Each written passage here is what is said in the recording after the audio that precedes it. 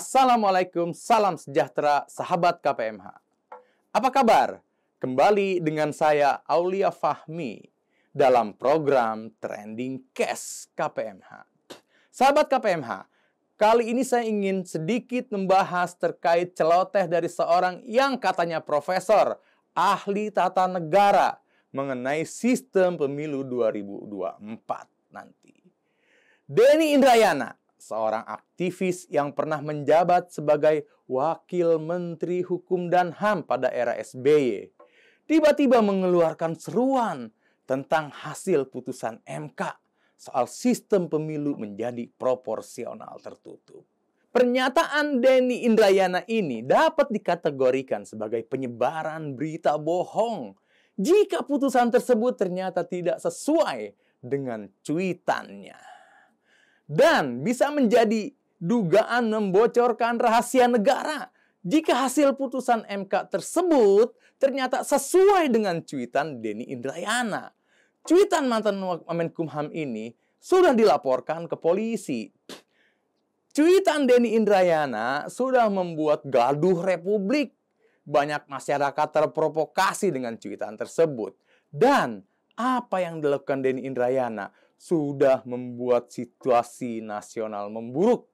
Terlebih lagi apa yang disampaikan pakar hukum tata negara itu merupakan dugaan putusan yang sebenarnya belum pernah dibacakan oleh Majelis Hakim Mahkamah Konstitusi. Sehingga terang benderang masih menjadi dokumen rahasia negara yang tidak boleh dibocorkan. Ingat, tidak boleh dibocorkan. Akhirnya kita tahu aparat penegak hukum tidak tinggal diam soal kisruh ini. Kepolisian langsung bergerak dan menerima laporan salah satu orang berinisial AWW. Kabarnya saksi-saksi sudah diperiksa. Tinggal kita lihat apakah Denny Indrayana bertanggung jawab atas cuitannya tersebut. Sesuai ketentuan pasal 45A ayat 2 junto pasal 28 ayat 2 Undang-Undang ITE dan atau pasal 14 ayat 1 dan 2 dan atau pasal 15 Undang-Undang Nomor 1 Tahun 1946 tentang peraturan hukum pidana dan atau pasal 207 KUHP dan atau pasal 112 KUHP. Pernyataan Denny Indrayana ini layak untuk diberikan sanksi yang tegas. Statement Denny Indrayana berbahaya dan mengancam independensi majelis hakim, kemerdekaan hakim, karena publik sudah lebih dahulu terprovokasi dengan statement dari mantan Wamenkumham tersebut. Denny Indrayana sangat-sangat layak diproses hukum. Dan ini jelas sekali memenuhi unsur apa yang dicuitkan Denny selain diduga menyebarkan berita bohong. Dan ini sangat berbahaya sebab mengganggu independensi hakim.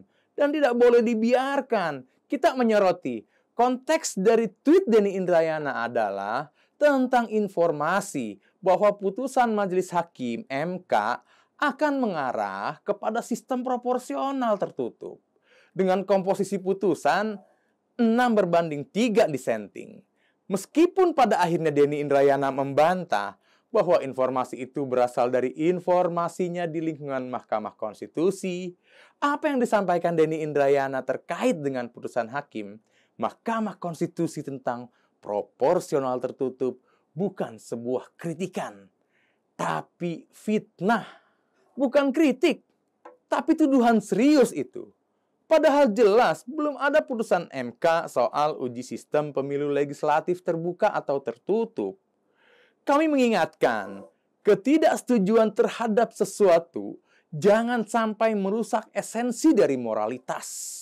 Apalagi berkaitan dengan dokumen rahasia negara. Lalu, karena tidak sesuai dengan keinginan mereka soal proporsional terbuka, terus bisa dengan seenaknya diduga membocorkan rahasia negara. Manuver Wamenkumham era SBY ini bisa mengganggu independensi hakim dalam memutus sebuah perkara hukum. Kebebasan dan kemandirian hakim yang dijamin oleh undang-undang ditekan. Oleh sebab itu, kami memandang apa yang dilakukan Denny Indrayana sudah sangat terang benderang berimplikasi pada pelanggaran hukum. Denny Indrayana nyata penuhi unsur soal dugaan menyebarkan berita bohong. Kalaupun tuduhan itu tidak sesuai dan membocorkan rahasia negara apabila nantinya ternyata benar adanya putusan tersebut. Jadi bukan persoalan nantinya pernyataan itu benar atau salah, baik benar ataupun salah, keduanya memiliki konsekuensi hukum. Sudahlah, tetaplah tenang, berpolitik sehat, menjaga ritme politik dengan aman, dan tidak membuat gaduh. Saya yakin aparat penegak hukum pasti dengan tegas memproses hukum ini, agar pemilu tetap terjaga khidmat, tanpa adanya provokasi dan arogansi dari pihak-pihak dan oknum-oknum tertentu. Kami juga akan siap mengawal kasus ini. Tujuannya hanya satu, menjadi Indonesia yang lebih baik dalam segala elemen politik. Menjadi satu dan maknai pemilihan umum menjadi simbol persatuan dan kesatuan dalam menjaga NKRI. Sekian dari saya. Wassalamualaikum warahmatullahi wabarakatuh.